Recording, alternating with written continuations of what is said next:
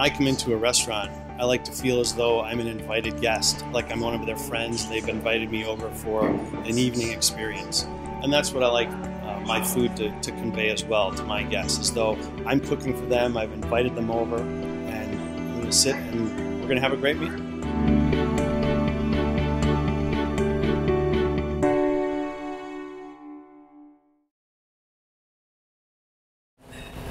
For this Chef Talk with Kyle Cherek, I sit down with Gene Webb, the owner and baker of North Shore Boulangerie. He had a midlife baking crisis and sought after this craft by studying with one of the best baking minds in the world and then coming to open this great neighborhood spot. It's Gene Webb and North Shore Boulangerie with Chef Talk with Kyle Cherek. How early do you get up? 2:45. Yeah. I try to get in the door at 3. And is that pretty standard for bakers? Oh yeah. You know, it's a quiet time. It's I enjoy it. When you're a small business like this, right now I'm doing everything. So I have to make, the timing is very crucial, because if something gets away from you time-wise, you don't have an extra pair of hands necessarily to jump in.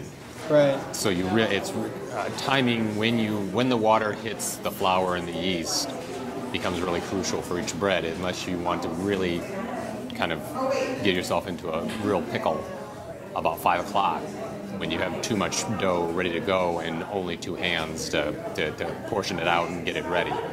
How long did it take you to apprentice to get to that feel of the thing, not the think of the thing? Well, it was with until you were confident in your heart. Oh, well, that. You know, I was with Pierre Zimmerman. Right. And it was an amazing bakery. Huge bakery. He's preeminent. He's one of the best bakers in the world. Just absolutely. I always tell people he could look at your dough 20 yards away and tell you exactly what you had done wrong, so you might as well just fess up to it right away. It was a good. I mean, you were completely lost and truly dependent upon having another human being tell you what to do for the first couple months. And then you had done things enough that you had a good feel for it, and you could touch something and know, oh, I better hurry up, or oh, I better slow down. It sounds like going into the Army. I have never run so hard in my life. The thing that I didn't appreciate until I was working there was how much thinking you have to do in a fast-paced. I was trained in science. I know numbers. I can manipulate numbers. I've never worked numbers so quickly in my head, because he was adjusting production as you went. Yeast, salt, humidity, timing, right. All of that. Double it up.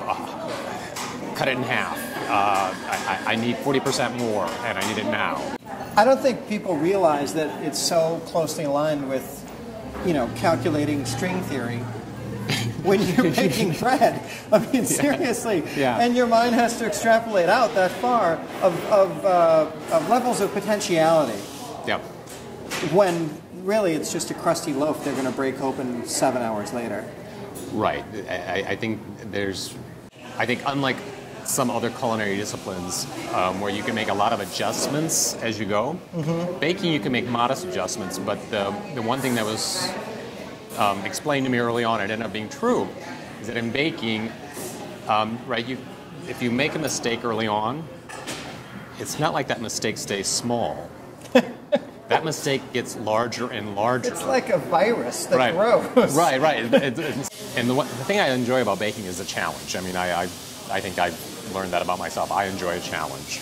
That's what makes it, not only do I like to eat it, but I like that process.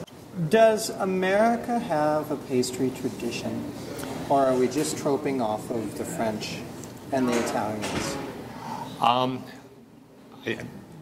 Two questions there. Do we have a pastry tradition? Not a significant one, I don't think, in a real sense. But it's not because, and are we troping off the Europeans? To some degree, yes. But you have to consider we're a young country in all reality, right? 200-something years. Right. That's not a lot of time, and especially for a country that is a gamish, right, from all over. I don't think we can compare our tradition to some of the more established ones, certainly not. But I think that's not to sell us too short in that this is what we've developed in this amount of time. Party fillets. One is rare. Some fillet, one rare. One chicken. Party style. 7 party salmon.